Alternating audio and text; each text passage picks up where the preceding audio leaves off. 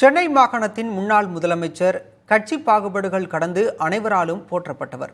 கொண்ட கொள்கைகளில் தடமாறாமல் பயணித்த தமிழவேள் பி.டி. ராஜனின் 50வது நினைவு ஆண்டில் அந்த மகத்தான தலைவரின் நினைவுகளை திரும்பி பார்க்கலாம்.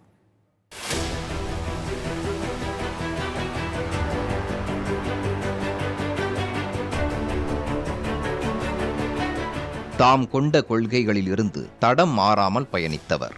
எல்லோருக்கும் எல்லாம் என்கிற இன்றைய திமுக அரசின் கொள்கை கோட்பாட்டினை ஒரு நூற்றாண்டுக்கு முன்பாகவே முன்னெடுத்தவர்தான் தமிழவேள் பொன்னம்பல தியாகராஜன். இவர் திராவிட அரசியல் இயக்கமான நீதி கட்சியின் முன்னோடி தலைவர்களில் ஒருவராக திகழ்ந்தார்.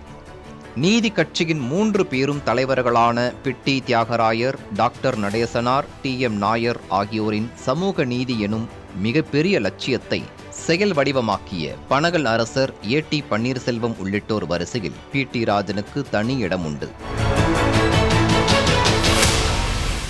ஆங்கிலேயர் ஆட்சி காலத்தில் இரட்டை ஆட்சி முறையில் 1920ஆம் ஆண்டு அன்றைய சென்னை மாகாணத்திற்கு நடந்த தேர்தலில் நீதி கட்சி வெற்றி பெற்று ஆட்சி அமைத்தது.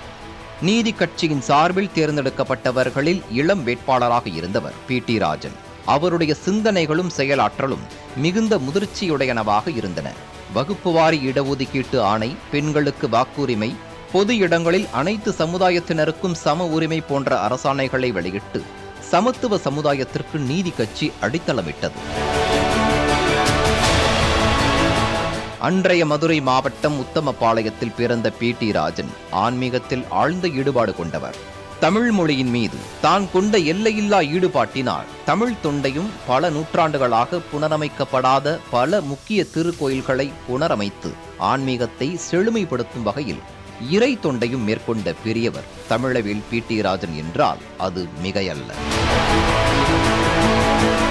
நீதி கட்சி ஆட்சி காலத்தில் பல்வேறு பொறுப்புகளை வகித்த அவர் சென்னை மாகாணத்தின் முதலமைச்சராக 1936 ஏப்ரல் 4 முதல் ஆகஸ்ட் 24 வரை பொறுப்பு வகித்தார்.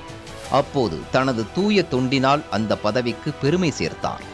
ஆளும் கட்சியாக இருந்தபோது மட்டுமல்லாமல் நீதி கட்சியின் சார்பில் தனி ஒருவராக சட்டமன்றம் சென்ற நிலையிலும் தனது கருத்துக்களை வலிமையாக பதிவு செய்தார்.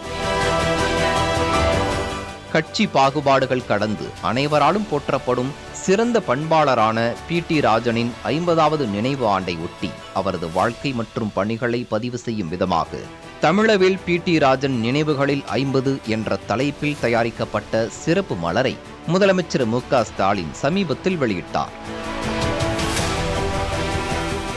தமிழ் உணர்வும் திராவிட இயக்க கொள்கைகளில் ஆழமான பற்றும் கொண்ட பி.டி. ராஜன் வழியில் அவரது மகன் பி.டி.ஆர். பழனிவேல் ராஜன் தென் மாவட்ட திமுக தூணாக இருந்து செயல்பட்டார். அத்தகைய கொள்கை பண்புமிக்க குடும்பத்தின் வழித்தோன்றலாக தனது தாத்தா மற்றும் தந்தை ஆகியோரது வழியில் பயணித்துக் கொண்டிருப்பவர் அமைச்சர் பி.டி.ஆர். பழனிவேல் தியாகராஜன் என்பது நினைவு கூறத்தக்கது.